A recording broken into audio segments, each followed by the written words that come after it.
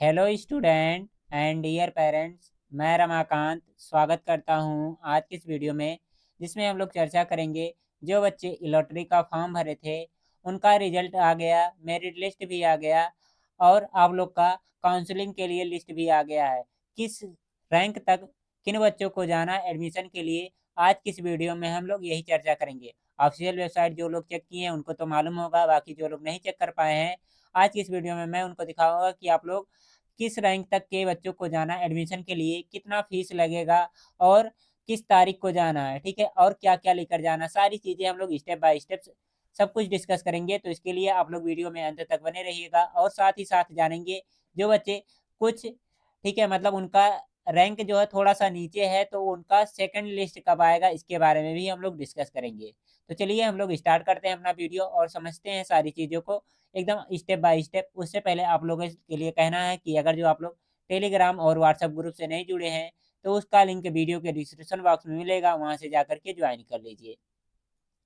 ठीक है, तो सबसे पहले आपको करना क्या है, गूगल ओपन कर लेना है और यहाँ पर सर्च क्या करना है, आप लोग को जाकर के सिंपली सर्च करना है बीएचयू ऑनलाइन। ठीक है, बीएचयू ऑनलाइन सर्च करते ही आप लोग को क्या मिलेगा, एक ऑफिशियल वेबसाइट मिलेगा जिस पर जाकर के आप लोग सारी जानकारियाँ एकदम अच्छे तरीके से प्राप्त कर सकते हैं। जैसे यहाँ पर देख लीजिए, मैंने आपको ये बहुत बार वेबसाइट दिखाया है, ठीक है, बनारस हिंदू यूनिवर्सिटी जो एंट्रेंस एग्जाम वाला वेबसाइट है बीएचयू, www.bhu ऑनलाइन इन, ठीक है, इसी पर क्या करना है, आपको सिंपली क्लिक कर देना है। ठीक है, तो आप लोग को जो पेज मिलेगा वो क्या होगा, नवोदय का एकदम ओरिजिनल वाला ऑफिशियल वेबसाइट होगा, ठीक है, ये वाला। अब इसी में नीचे जो आएँगे तो देखेंगे आप लोग, यहीं से आप लोग फॉर्म भरे थे, ठीक है। यहाँ पर देखिए, आप लोग का लॉटरी वाले के लिए हिंदी और इंग्लिश में क्या है बुलेटिन दिया गया है। उसके बाद में जो बच्चे एंट्रेंस एग्ज़ाम देना चाहते हैं यानी कि 9th और 11th वालों के लिए, यहाँ पर उनका बुलेटिन दिया गया है। अब इसके बाद में नीचे देखेंगे तो यहाँ पर क्या दिया गया है, अगर जो अप्लाई करने वाला, यहाँ सारा लिंक दिया गया है, उसके बाद में रिजल्ट यहाँ से आप लोग डाउनलोड कर सकते हैं।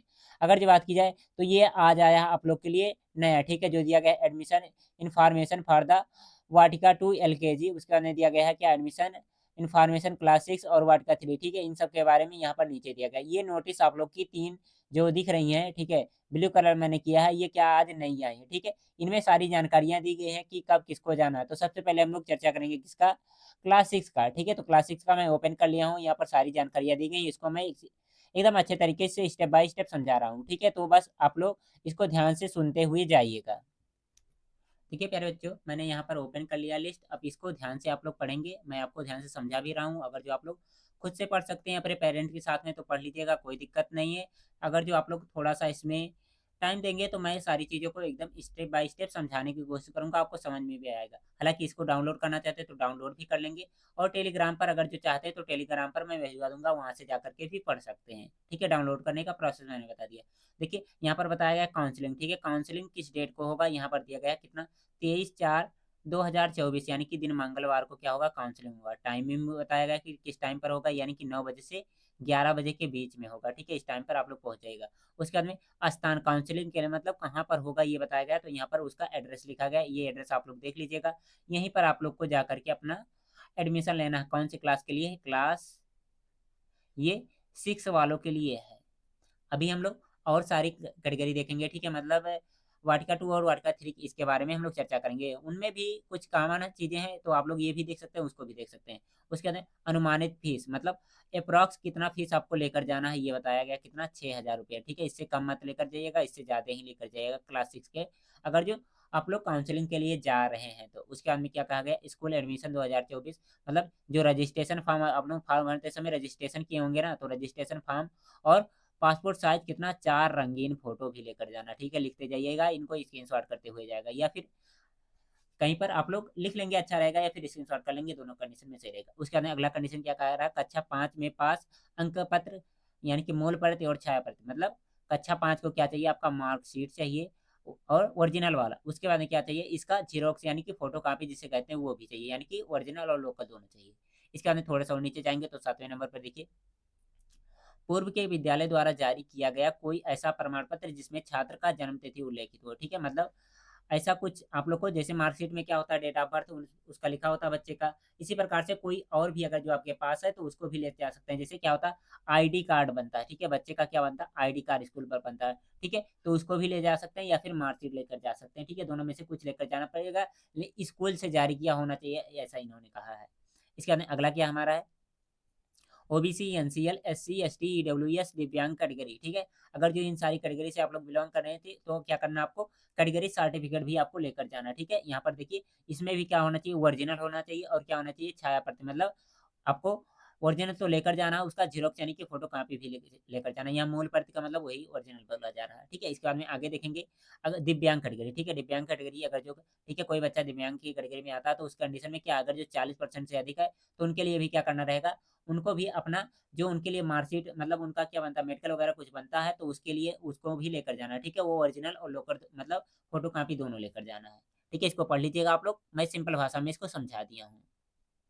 बाकी अगर जो कोई पेरेंट क्या है वहाँ पर बीएचयू में क्या है एम्प्लॉयज हैं, तो अपने बच्चे के अगर जो काउंसलिंग के लिए जा रहे हैं या फिर एडमिशन के लिए जा रहे हैं तो उनके भी आप लोग का क्या कोई कार्ड वगैरह शायद बनता है, ठीक है। तो उनको भी अपना वो कार्ड वगैरह लेकर जाना, कार्ड है या फिर आइडेंटिटी कार्ड है, जो कुछ भी बनता होगा तो उनको भी वो चीज़ें लेकर जानी है, ऐसा इन्होंने लिखा। इसके अंदर 11वां पॉइंट देखेंगे, अंतिम विद्यालय द्वारा द्वारा निर्गत टीसी, यानी कि जिसे आप लोग क्या कहते हैं, ट्रांसफर सर्टिफिकेट कहते हैं, टीसी जिसे शॉर्ट में कहते हैं, ठीक है। उसकी मूल प्रति आपको लेकर जाना है, ठीक है। अगर जो आपके पास नहीं है तो 1 सप्ताह के अंदर क्या होना चाहिए, आप लोग को ले जाकर के जमा कर देना पड़ेगा। बाकी इसको अगर जो आप लोग पढ़ना चाहते हैं तो पढ़ लीजिएगा, सारी चीज़ें वही लिखी गई हैं, ठीक है। टीसी क्या करेंगे, आप लोग लेकर जाएँगे, कक्षा 5 का टीसी लेकर जाएँगे। अगर जो आपने 5 में पढ़ाई की है तो स्कूल से मिल जाएगा, अगर जो नहीं पढ़ाई किए होंगे तो मिलना बहुत ही मुश्किल है।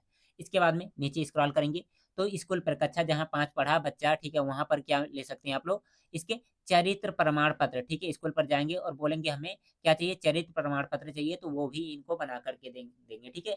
जिसे कहते हैं आप लोग क्या, कैरेक्टर सर्टिफिकेट कहते हैं, ठीक है, अंग्रेजी में कहते हैं, ठीक है। अंग्रेजी वाले बच्चे भी समझते रहेंगे। इसके बाद में 12 के बाद में क्या आता है हमारा, 13वां पॉइंट जो दिया गया है इसको देखेंगे, अभ्यर्थी का आधार कार्ड, मूल एवं छाया प्रति, मतलब आपको आधार कार्ड भी लेकर जाना है, ठीक है। आधार कार्ड का कौन-सा, फोटो कॉपी के साथ-साथ में ओरिजिनल भी होना चाहिए और क्या होना चाहिए, फोटो कॉपी भी होना चाहिए, यानी कि ज़ेरॉक्स भी होना चाहिए। इसके बाद में अगला कंडीशन क्या कहा गया है कि पेन, ठीक है, आपको परमानेंट एजुकेशन नंबर भी स्कूल से मिलेगा तो उसको भी आप लोग ले लीजिएगा, ठीक है। आप लोग जब टीसी लेने जाएँगे स्कूल पर तो वहाँ पर बोलिएगा हमें पेन नंबर भी चाहिए, वैसे तो वो देंगे ही, टीसी के साथ में लिख कर के देंगे। अगर जो नहीं देते हैं तो ऐसा कह दीजिएगा हमें बीएचयू में एडमिशन लेने जाना, हमें पेन नंबर की भी ज़रूरत होगी तो देंगे। हर स्कूल में दिया जा रहा है तो आपको भी दिया जाएगा, इसके लिए परेशान मत होइएगा, ठीक है। इसके बाद में कहा गया काउंसलिंग प्रवेश के समय अभ्यर्थी या उसके अभिभावक द्वारा निर्धारित समय व स्थान पर उपस्थित सुनिश्चित ना होने पर क्या प्रवेश जो दिया गया पात्रता समाप्त हो जाएगी। मतलब अगर जो आप टाइम से, ठीक है, जिस जगह पर पहुँचना है वहाँ पर नहीं पहुँच पाए और टाइम से नहीं पहुँच पाए तो आप लोग का एडमिशन नहीं होगा। जिसे बुलाया गया है 23 तारीख को, 23 तारीख को ही बुलाया गया ना, ऊपर मैंने दिखाया कितना, 23 तारीख को आई थिंक यहीं बुलाया गया है। हाँ, 23 तारीख को बुलाया गया और 9 से 11 के बीच में बुलाया गया। अगर जो उस टाइम के ड्यूरेशन में आप नहीं पहुँच पाएँगे तो आप लोग का एडमिशन कदापि नहीं होगा। इसके बाद में अगला पॉइंट, प्रवेश सुनिश्चित होने पर उसी समय फीस जमा करना होगा, ठीक है। मतलब अगर जो आपका प्रवेश हो रहा है तो उस समय क्या करना रहेगा, आपको फीस भी जमा करना पड़ेगा जितना उन्होंने कहा है, ठीक है। बताया गया 6,000 के अप्रॉक्स लगेगा तो उतना लेकर जाइएगा। अगर जो आप लोग फीस जमा नहीं करते हैं, आनाकानी उसमें करेंगे तब भी आप लोग का एडमिशन निरस्त यानी कि नहीं लिया जाएगा, यानी कि हटा दिया जाएगा। अब देखिए यहाँ पर अगला पॉइंट क्या लिखा गया है, लिखा गया है प्रवेश के लिए अलग से कोई बुलावा पत्र या ईमेल नहीं भेजा जाएगा। बहुत से बच्चे इंतज़ार करते हैं कि हमारे पास फ़ोन आएगा तब जाएँगे या फिर ईमेल आएगा तब जाएँगे। बिल्कुल नहीं आएगा, ठीक है? अभी मैं बता रहा हूँ कि कितने रैंक के बच्चों को जाना है, ठीक है? और किस-किस के रैंक के बीच में जाना है। तो उनको आप लोग को जाना है, ठीक है? फ़ोन वगैरह कुछ नहीं आएगा, परेशान मत होइएगा, ठीक है? नीचे लिखा गया है बुलेटिन में, आप लोग उसको देखिएगा। इसके बाद में यहाँ पर देखिए, ये लास्ट जो ये वाला पॉइंट लिखा गया 18 नंबर, इसको ध्यान से देखिए। यहाँ पर क्या लिखा गया, ये पढ़ लेंगे तो आप लोग को सारी चीज़ें क्लियर हो जाएँगी। कह रहा उपलब्ध सीटों की सापेक्ष अधिक संख्या में छात्रों को बुलाया जाता है, मतलब जितनी सीटें हैं उनसे ज़्यादा स्टूडेंट को बुलाया जाता है, ठीक है? बुलाया जा रहा है ऐसा भी कह सकते हैं। अतः काउंसलिंग के लिए बुलाया जाना मात्र ही प्रवेश सुनिश्चित नहीं करता, मतलब अगर जो आप लोग को बुलाया गया है तो इसका मतलब 100% नहीं कि केवल एडमिशन के लिए बुलाया गया। हो सकता है आप लोग का एडमिशन ना हो, एडमिशन ना होने के बहुत सारे कारण हो। जैसे क्या हो सकता है, आप लोग का कोई मार्कशीट वगैरह एरर हो, ठीक है? या फिर कोई दस्तावेज में एरर हो या फिर आप लोग जहाँ तक पहुँच रहे हैं वहाँ तक सीटें ही ना रह जाएँ, ठीक है? उससे पहले सारी सीटें कंप्लीट हो जाएँ तो ये भी कंडीशन हो सकती है, ठीक है? तो बहुत सारे कारण हो सकते हैं। तो आप लोग ऐसा नहीं सोचेंगे कि हमें बुला लिया गया है इतने रैंक का तो इतना रैंक का एडमिशन होगा, ऐसा बिल्कुल भी नहीं हो सकता। हो भी सकता, नहीं भी हो सकता, ऐसा इन्होंने कहा है। इसके बाद में अगला पॉइंट देखिए, यहाँ पर लिखा गया है, प्रवेश काउंसलिंग के समय अभ्यर्थी प्रवेश नामांकन से संबंधित संपूर्ण प्रमाण पत्र उपलब्ध होना अनिवार्य है। मतलब सारी चीज़ें जो भी कही गई हैं उनको आप लोग को लेकर जाना है। इसको आप लोग इग्नोर नहीं कर सकते हैं, ऐसा इन्होंने कहा। यहाँ के जो प्राचार्य हैं उनका सिग्नेचर है और यहाँ पर डेट लिखा गया 10/4/2024, ठीक है। आज ही का ये डेट है, एकदम अच्छे तरीके से देख लीजिए, मोहर भी लगा गया है। ये फेक होक नहीं है, इसमें परेशान मत होइएगा कि फेक है। और ऊपर भी देख सकते हैं सारी चीज़ें एकदम अच्छे तरीके से लिखी गई हैं, तो फेक तो होने की कोई संभावना ही नहीं है, ठीक है। हालाँकि ये देखिए यहाँ पर 9 तारीख को ही शायद ये बना करके रख दिया गया था, ठीक है, यहाँ पर प्रिंटिंग, लेकिन से 10 तारीख को ये ऑफ़िशियल वेबसाइट पर आया है, ठीक है, मोहर-वोहर लग करके 10 तारीख को आ गया है। अब यहाँ पर देखिए जिसका आप लोग का इंतज़ार था वो घड़ी आ गई, कि मतलब किस किस रैंक के बीच के बच्चों को जाना है, ठीक है। तो यहाँ पर लिखा गया है कैटेगरी, ठीक है, और यहाँ पर लिखा गया है रैंक किसके बीच में। तो सबसे पहले आता है अनरिजर्व्ड, ठीक है। यहाँ में कितने बच्चों को बुलाया गया, 1 से 100 रैंक जिन बच्चों का है वो जा सकते हैं, ठीक है, जाएँगे आराम से, कोई दिक्कत नहीं है। उसके बाद में एससी वाले बच्चे कहाँ से कहाँ तक, 1 से 65 तक के रैंक, अगर जो 1 से 65 के बीच में आप लोग का 64, 63, 62, 61 है, ठीक है, या फिर 1, 2, 3, 4 उनके बीच में कहीं पर भी है, तो आप लोग जाइएगा, बिल्कुल जाइएगा, ठीक है, आप लोग को बुलाया जा रहा है। उसके बाद में आता है एसटी। एसटी वालों को देखिए यहाँ पर 1 से 80 तक का बुलाया गया, ठीक है। उसके बाद में ओबीसी एनसीएल 1 से 60, उसके बाद क्या है ईडब्ल्यूएस 1 से 50, और जो दिया गया पीसी और ओएच दिया गया है 1 से 41, ठीक है। यहाँ पर आप लोग देख लीजिएगा आप लोग का कौन सा कैटेगरी है। अब इसके बाद में दिया गया है यहाँ पर एम्प्लॉयज के बारे में दिया गया है। एम्प्लॉयज में सभी को बुलाया गया है, ठीक है, चाहे जिस भी कैटेगरी को हो आप लोग, कोई दिक्कत नहीं है, सभी जितने बच्चे, ठीक है, हैं उनको जाना होगा। आगे फिर से वही लाइन लिखा गया है कि आप लोग को बुलाया जा रहा है, इसका मतलब वही कि आप लोग का एडमिशन नहीं हो जाएगा, ठीक है, इसके बारे में लिखा गया, फिर से वही आप लोग देखेंगे। और यहाँ पर दिया गया है प्रथम काउंसलिंग प्रवेश की प्रक्रिया के पश्चात यदि कोई सीटें रिक्त बचती हैं तो द्वितीय काउंसलिंग के लिए निर्धारित तिथि हेतु लिस्ट जारी की जाएगी। मतलब अगर जो जितने बच्चे जा रहे हैं पहले राउंड के लिए, अगर जो उनमें से कुछ सीटें बच रही हैं, कितनी कुछ सीटें मान लेते हैं बच रही हैं, ठीक है, तो इस कंडीशन में क्या होगा, एक नया लिस्ट आएगा, ठीक है, एक नया लिस्ट आएगा। वो लिस्ट कब आएगा इसके बारे में मुझे कुछ आइडिया नहीं है। जैसे ही वो लिस्ट आएगा मैं वीडियो के माध्यम से या फिर मैसेज के माध्यम से आप लोग को इन्फॉर्म कर दूंगा। मैसेज करूंगा तो टेलीग्राम पर करूंगा या फिर व्हाट्सएप पर करूंगा, और वीडियो आएगा तो यूट्यूब पर आएगा, तो आप लोग इसको सब्सक्राइब करके रखिएगा यूट्यूब चैनल को, ठीक है। तो द्वितीय लिस्ट कब आएगी इसके बारे में कोई जानकारी नहीं है, लेकिन से मैं अगर जो अपना अनुमानित तिथि बताना चाहूँ तो यहाँ पर देखिए 23 तारीख को बुलाया गया है इन बच्चों को, ठीक है। 23 तारीख को शाम को तो नहीं आता है, अगर जो मान लेते हैं तो 24 तारीख को दूसरी लिस्ट आ जाएगी, ठीक है, जिसमें लिखा रहेगा किस किस रैंक के बीच में बच्चों को जाना है, ठीक है। ये 24 तारीख के बाद में ही होगा, उससे पहले मुझे अनुमान नहीं लग रहा है, ठीक है। तो ये सारी चीजें हैं क्लास 6 वाले बच्चों के लिए, किसके, क्लास 6 के लिए। अब इसके बाद में आगे वाला जो है, इसको जैसे वालीवाट का 2 बच रहा है और वालीवाट का 3, तो इसको हम लोग अगले वीडियो में चर्चा कर लेंगे, क्योंकि वीडियो बहुत ही लंबा होता चला जा रहा है, ठीक है। तो आप लोग को सारी जानकारियां समझ में आई हैं, तो जल्दी से वीडियो को लाइक नहीं किए हैं तो लाइक कर दीजिएगा। बाकी कोई भी डाउट है तो कमेंट बॉक्स खुला है, उसके लिए आप लोग कमेंट बॉक्स में पूछ लीजिएगा।